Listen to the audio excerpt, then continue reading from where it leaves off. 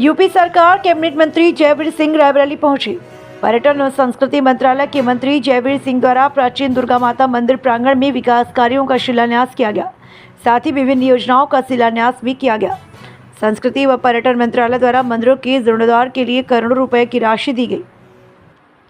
विशाल जनसभा में समाजवादी पार्टी सरकार के पूर्व मंत्री और ऊंचाहार से विधायक डॉक्टर मनोज पांडे और बीजेपी से सदर विधायक अदिति सिंह, पूर्व एमएलसी राजा राकेश प्रताप सिंह भी जनसभा में मौजूद रहे। ऊंचाहार क्षेत्र के दीनशाह गौरा विकासखंड में आयोजन हुआ। कैबिनेट मंत्री जयवीर सिंह ने कहा, संभल की न्यायिक रिपोर्ट चौंकाने वाली है। देश के प्रधानमंत्री नरेंद्र मोदी ने लाल किले से ध्यान आकर्षित करने की कोशिश की है। हम लोगों को सजग रहने की आवश्यकता। आरएसएस प्रमुख मोहन भागवत पर कांग्रेस नेताओं द्वारा टिप्पणी किए जाने पर कांग्रेस पर पलटवार किया। कहा कि बिहार में कांग्रेस लोगों द्वारा देश के प्रधानमंत्री के लिए कहे गए अपशब्द निंदनीय है। कांग्रेस को देश की जनता कभी माफ नहीं करेगी। तो ज्यादा परेशान ना करो भाई, करिए।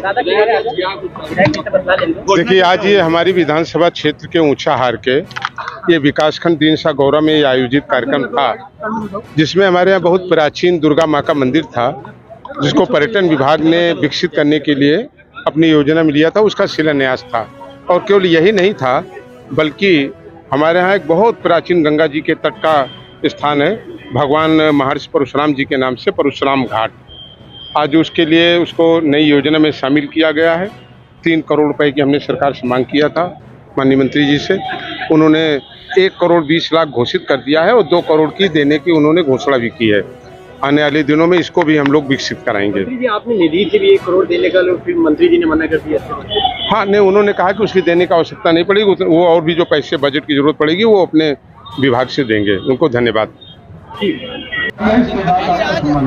मंत्री जी, रायबरेली को आप लगातार, आपकी सरकार, आपका विभाग बहुत सारा बजट देता रहा है, बहुत सारी धरोहरों को समेटा जा रहा है, तो आज रायबरेली का कार्यक्रम कैसा रहा?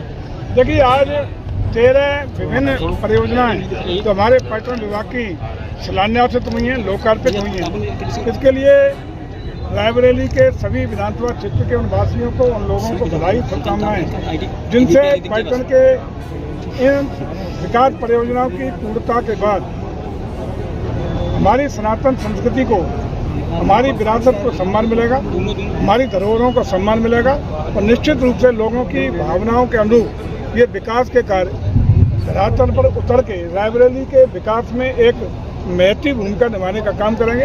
इसी के क्रम में 13 परियोजनाओं का शिलान्यास लोकार्पण हुआ है। 7 नई परियोजनाओं की आज घोषणा की गई है जो इस वित्तीय वर्ष में धरातल पर उतरेंगी, जिनको 1 साल के अंदर हम पूर्ण करके रायबरेली की जनता को उनके प्रतिनिधियों के मार्फत, उनके माननीय विधायकों के मार्फत लोकार्पित और शिलान्यास करके समर्पित करने का काम करेंगे। मंत्री जी, बिहार में प्रधानमंत्री की मां को और प्रधानमंत्री को गाली दी गई और इसको लगातार जो है विरोध देखा जा रहा है, कैसे आप देख रहे हैं? देखिए, जिस तरीके से इंडी गठबंधन के लोग, चाहे बिहार हो या उत्तर प्रदेश के प्रदेश अध्यक्ष की टिप्पणी आई है, ये लोग न सिर्फ माननीय प्रधानमंत्री को बल्कि उनकी मां तक को गाली गलौज और अभद्र भाषा का प्रयोग करने का काम करते हैं। पूरा देश देख रहा है और मैं समझता हूँ कि भारत लोकतंत्र का देश है, जहाँ गाली गलौज, बदतमीजी, अभद्र भाषा को कभी जनता ने बर्दाश्त नहीं किया है। इसका जवाब देश और प्रदेश, बिहार की जनता खास रूप से और देश की जनता देने का काम करेगी। देखिए, आज पर्यटन और संस्कृति विभाग की विभिन्न योजनाओं के लोकार्पण और शिलान्यास कार्यक्रम में आज हम लोग ऊंचाहार की इस पावन धरती पर, जो हमारे आदरणीय नेता भाई मनोज पांडे जी के विधानसभा का क्षेत्र है, आप ही के आमंत्रण पर आज हम यहाँ उपस्थित हैं, जिसमें ऊंचाहार सहित जनपद की विभिन्न 13 योजनाओं का लोकार्पण और शिलान्यास करने का कार्यक्रम संपन्न हुआ है। साथ ही साथ आगामी जो 7 योजनाओं की यहाँ घोषणा करने का काम किया गया है, जो इसी वित्तीय वर्ष में धरातल पर उतारने का काम करेंगी। इन योजनाओं को धरातल पर उतरने के बाद मैं समझता हूं कि रायबरेली जनपद के सभी विधानसभा क्षेत्रों में हमारी सनातन संस्कृति, हमारी विरासत, हमारी धरोहरों को सनातन संस्कृति के पुनरुत्थान के अंतर्गत एक नया सम्मान मिल सकेगा।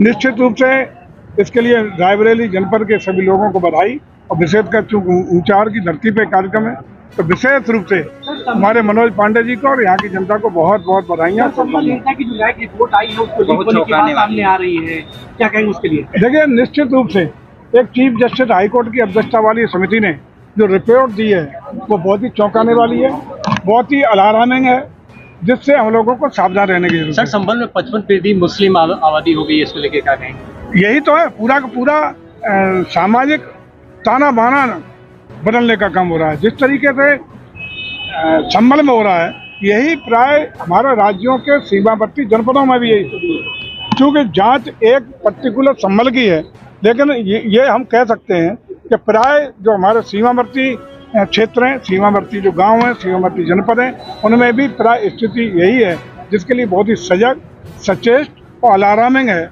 इससे हम लोगों को सावधान रहने की जरूरत है। और सरकार अभी लाल किले से माननीय प्रधानमंत्री जी ने भी इस ओर ध्यान आकर्षित करने का काम किया था। हमारी सरकार के मुखिया माननीय मुख्यमंत्री जी बार बार इसकी ओर इंगित करने का काम करते हैं, लेकिन मैं समझता हूँ कि रिपोर्ट आने के बाद आम जनता को बहुत सजग हो जाना चाहिए, सावधान हो जाना चाहिए। सर, आरएसएस प्रमुख मोहन भागवत के सवाल पर उन्होंने अजय राय ने कटाक्ष किया और उन्हें रघुआ संबोधित किया, आपकी क्या कहा है? गढ़वा अभद्र व अशिष्ट जो है, मैं समझता हूँ नेचर है कि अब कांग्रेस पार्टी के राष्ट्रीय नेता, प्रदेश के नेता सभी की एक परंपरा हो गई गालियां देना। बिहार में हमारे माननीय प्रधानमंत्री जी को ही नहीं, उनकी बात तक को गालियां देने का काम किया गया है, और उनके प्रदेश स्तरीय नेता भी यही उपक्रम कर रहे हैं। जनता देख रही है, तो ऐसे लोगों को जनता निश्चित रूप से जवाब देने का काम करेगी, निपटने का काम करेगी। मंत्री, जब से आपके पास विभाग है और खासकर रायबरेली में बहुत करोड़ों का बजट दिया है, जबकि यहाँ